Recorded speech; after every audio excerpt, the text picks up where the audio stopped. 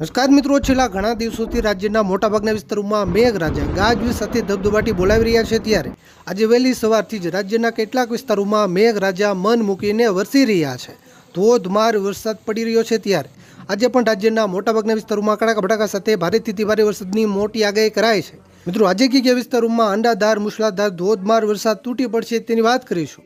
મિત્રો, આજે વહેલી સવારથી જ મહેસાણા, કડી, માણસા, પાટણ, રાધનપુર, વિસનગર, સાબરકાંઠા, પાલનપુર, ગાંધીનગર, હિંમતનગર, અરવલ્લી, ભિલોડા, મોડાસા, બાયડ, મેઘરજ, અમદાવાદ, આણંદ, કપડવંજ, સુરત, બારડોલી સહિત અનેક વિસ્તારોમાં ભારે વરસાદ વરસી રહ્યો છે. હવામાન ખાતાની નવી આગાહી પ્રમાણે હવે આજે કયા વિસ્તારોમાં કડાકા ભડાકા સાથે મુશળધાર વરસાદ તૂટી પડશે તેની વાત કરીશું. પણ તે પહેલાં આ વિડીયોને લાઈક કરવાનું ભૂલતા નહીં.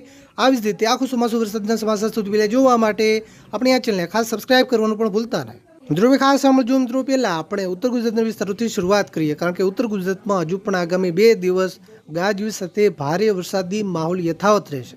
આજે ખાસ કરીને ઉત્તર ગુજરાતમાં સાબરકાંઠા, મહેસાણા, ગાંધીનગર, પાટણ અને બનાસકાંઠા જિલ્લાના વિસ્તારોમાં વરસાદની શક્યતા વધારે છે. આ વિસ્તારોમાં આજે મધ્યમથી ભારે વરસાદની આગાહી કરાઈ છે. બનાસકાંઠા જિલ્લાના એકલ દોકલ ટૂંકા વિસ્તારોમાં અતિ ભારે વરસાદ પણ પડી શકે. અરવલ્લી જિલ્લામાં પણ આજે વરસાદી માહોલ જોવા મળશે.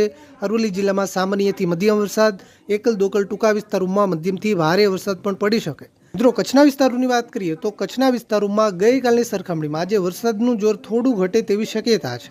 જોકે વરસાદી માહોલ યથાવત રહેશે.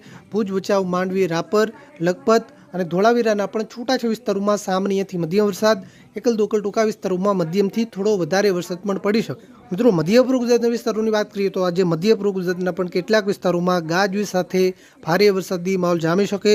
આજે ખાસ કરીને અમદાવાદ, આણંદ, ખેડા અને વડોદરા જિલ્લાના વિસ્તારોમાં ભારે વરસાદની શક્યતા વધારે છે. આ વિસ્તારોમાં સામાન્યથી મધ્યમ વરસાદ, કોઈ એવા ટૂંકા વિસ્તાર હોય ત્યાં મધ્યમથી ભારે વરસાદ પણ પડી શકે. મહીસાગર જિલ્લાના પણ અમુક વિસ્તારોમાં મધ્યમથી ભારે વરસાદ પડવાની શક્યતા છે. દાહોદ, પંચમહાલ અને છોટાઉદેપુર જિલ્લામાં હળવેથી મધ્યમ વરસાદ પડી શકે. મિત્રો, દક્ષિણ ગુજરાતમાં જે ખાસ કરીને સુરત, બારડોલી, ઉમરપાડા, નતરંગ, રાજપીપળા, નર્મદા અને ભરૂચ જિલ્લાના વિસ્તારોમાં વરસાદની શક્યતા વધારે છે. આ વિસ્તારોમાં સામાન્યથી મધ્યમ વરસાદ, કોઈ એવા ટૂંકા વિસ્તાર હોય ત્યાં મધ્યમથી ભારે વરસાદ પણ પડી શકે.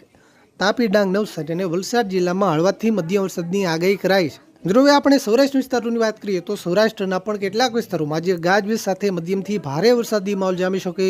આજે આગાહી પ્રમાણે ખાસ કરીને દેવભૂમિ દ્વારકા, જામનગર, પોરબંદર, મોરબી, રાજકોટ, જૂનાગઢ, ગીર સોમનાથ, અમરેલી અને ભાવનગર જિલ્લાના કેટલાક વિસ્તારોમાં સામાન્યથી મધ્યમ વરસાદ, એકલ દોકલ ટૂંકા વિસ્તારોમાં મધ્યમથી ભારે વરસાદ પણ પડી શકે.